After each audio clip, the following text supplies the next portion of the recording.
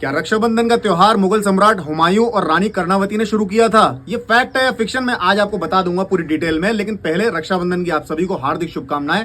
पौराणिक कथाओं में अलग अलग माइथोलॉजी में सब लोगों के अलग अलग कहानियां हैं। चैट जीपीटी और अलग अलग इतिहासकारों के अलग अलग कहना है। कहानी बेहद इमोशनल और बेहद रोचक है, ध्यान से सुनिएगा। दरअसल बात है 1535 की, जब चित्तौड़ के राजा राणा सांगा की मृत्यु के बाद उनकी रानी कर्णावती अपने नाबालिग बच्चों को सिंहासन पर बिठाकर शासन चला रही थी। पड़ोस के राज्य गुजरात के सुल्तान बहादुर शाह को यह पता चला कि एक औरत शासन चला रही है, यानी कि सेना कमजोर होगी, तो उस पर आक्रमण करके क्यों ना उसको कब्जा लिया जाए। तो उसने चित्तौड़ के ऊपर आक्रमण कर दिया। रानी कर्णावती बेहद बहादुर थी, उन्होंने शुरुआत में डटकर मुकाबला किया बहादुर शाह का, लेकिन उन्हें पता चल गया समय के साथ कि हमारी सेना छोटी है, उनकी सेना बड़ी है, हम इनसे जीत नहीं पाएंगे। लिहाजा उन्होंने दिल्ली में बैठे हुए शासक मुगल सम्राट हुमायूं को उन्होंने पत्र लिखा। उस पत्र पे एक राखी चिपकाई, जिस वक्त उसे रक्षा सूत्र कहा जाता था। और पत्र में उन्होंने क्या कहा? उन्होंने कहा, मैं आपको अपना भाई मानती हूं, आप अपनी बहन की रक्षा के लिए, हमारी प्रजा की रक्षा के लिए अपनी सेना के साथ चित्तौड़ आइए। गुजरात से लेकर के चित्तौड़ से लेकर के दिल्ली तक सब तरफ एक ही खबर थी कि एक मुसलमान शासक दूसरे मुसलमान राजा के खिलाफ युद्ध नहीं लड़ेगा, वो भी एक हिंदू रानी के लिए। हुआ इसका बिल्कुल विपरीत। मुगल सम्राट हुमायूं ने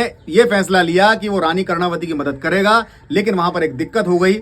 उन्हें पत्र मिलने में देर हो गई और वो आने में उन्हें एक दिन की देरी हुई। पूरे चित्तौड़ में खबर फैल गई कि हुमायूं उनका साथ नहीं देंगे। लिहाजा रानी कर्णावती अपनी दासियों के साथ, अपनी सखियों के साथ उन्होंने जौहर कुंड में, अग्नि कुंड में जाकर के जौहर कर लिया। लेकिन मुगल सम्राट हुमायूं ने अपना इरादा नहीं बदला, उन्होंने अपना वादा निभाया। उन्होंने बहादुर शाह सुल्तान को वहां से खदेड़ दिया, युद्ध में हरा दिया और उनकी दोनों संतानें राणा विक्रमादित्य, राणा उदय सिंह, उन दोनों को ढूंढवाया जहां पर रानी कर्णावती ने युद्ध के दौरान उनको छुपा दिया था, और उन्हीं को चित्तौड़ का राजा बनाया, यानी कि उस पर शासन नहीं किया। जिस बाबर के बेटे हुमायूं यानी बाबर पर यह आरोप था कि वह हमेशा से ही चित्तौड़ की गद्दी को हथियाना चाहता था, मुगल हथियाना चाहते थे, चित्तौड़ के ऊपर राज करना चाहते थे, वही चित्तौड़ एक मामा ने अपने भांजे को गिफ्ट में दे दिया। अब इतिहास में ये दोनों भाई बहन दर्ज हो गए, क्योंकि ये दोनों ऐसे भाई बहन थे जिनमें प्रेम का मोह तो था, लेकिन दोनों मिल नहीं पाए। इस ऐतिहासिक और जज्बाती कर देने वाली कहानी से आपने क्या सीखा, आप कमेंट सेक्शन में बता दीजिएगा। लेकिन मैंने क्या सीखा मैं आपको बताता हूँ। रानी कर्णावती कौन है? राणा सांगा की धर्मपत्नी। ये हुमायूं कौन है? ये बाबर का बेटा है। ये राणा सांगा और बाबर वही हैं जिनका हालिया दिनों में इनका नाम ले लेकर के इस देश में आग लगा रहे थे नेता,